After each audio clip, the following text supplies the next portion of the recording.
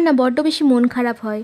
মানে কখন মন খারাপ থাকবে, কখন আমি ভালো থাকবো আমি নিজেও জানি না। কিন্তু যখন যখন আমার মন খারাপ হয়, আমার করার অনেকগুলো কাজ থাকে যেগুলো করে আমি মন ভালো করতে পারি। আর সেই সবের মধ্যে একটা কাজ হলো সাজুগুজু করা। আমার না সাজতে ভীষণ ভালো লাগে। সুন্দর করে একটু সাজলাম, কটা ছবি তুললাম, ভিডিও বানালাম, আমার মন এক নিমেষে ভালো হয়ে যায়। তেমনই একটা দিন ছিল কালকের দিনটা। কালকে আমার মন ভীষণ খারাপ ছিল, কারণ লাস্ট 2 দিন ধরে আমি জিম যাইনি। আর জিম না গেলে আমার একটু ফ্রাস্ট্রেশন হয়।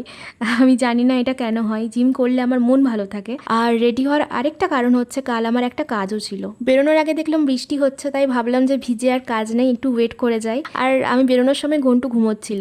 আচ্ছা, এখানে আমার গাড়ির সিটটার অবস্থা দেখে একটু হাসি লাগতে পারে সবার, কিছু করার নেই। এত সুন্দর কারুকার্য করেছে আমার নিচে যে ছানাপোনাগুলো থাকে ওরা। তারপর আমরা বেরিয়ে পড়লাম। আর অনেকটা রাস্তায় জার্নি করতে হয়েছিল, কিন্তু জার্নিটা জার্নি মনে হয়নি, কারণ এই রকম একটা দুদিকে গাছ দিয়ে মোড়া রাস্তা দিয়ে আমরা গিয়েছিলাম। আচ্ছা, এবার বলি কাজটা যেটা ছিল সেটা হচ্ছে আমার একটা ব্রাইডকে রেডি করার ছিল। মানে ব্রাইডকে আমি রেডি করব না, ব্রাইডকে মেকআপ আর্টিস্ট রেডি করবে। আমি যেটা করব, আমার কাজটা হচ্ছে ব্রাইডের কলকা করা। আর এই হচ্ছে আমার কাজ। কাজটা কেমন লাগলো কমেন্ট করে জানিও। হ্যাঁ, আর তারপর বাড়ি ফেরার সময় আমার ভীষণ খিদে পাচ্ছিল, তো ভাবলাম যে কিছু খাওয়া যাক একটা। আর খুব উল্টোপাল্টা খাওয়ার ক্রেভিংস হচ্ছিল, তাই দই ফুচকা খেয়েছিলাম। আর ফুচকার সাথে যে মিষ্টি তেঁতুলের জলটা দেয় না, ওটা আমার এত ভালো লাগে, এত ভালো লাগে যে আমি বারবার চেয়ে চেয়ে খাই। তারপর তো বাড়ি এলাম। বাড়ি আসার পরে ঘন্টুর প্রথম যে কাজটা থাকে সেটা হচ্ছে দেখে শুকে শুকে যে আমি ঠিকঠাক আছি কিনা। আর এই যে আমি আমার কাজের জায়গায় হাজারটা জিনিস খুঁজে পাই না, যার জন্য সে হচ্ছে এই যে কুকুর যে মাথা খাটিয়ে এত মাদরামি করতে পারে, সেটা ঘন্টুকে না দেখলে মোটামুটি কেউ বুঝতে পারবে না, বিশ্বাসও করবে না কেউ।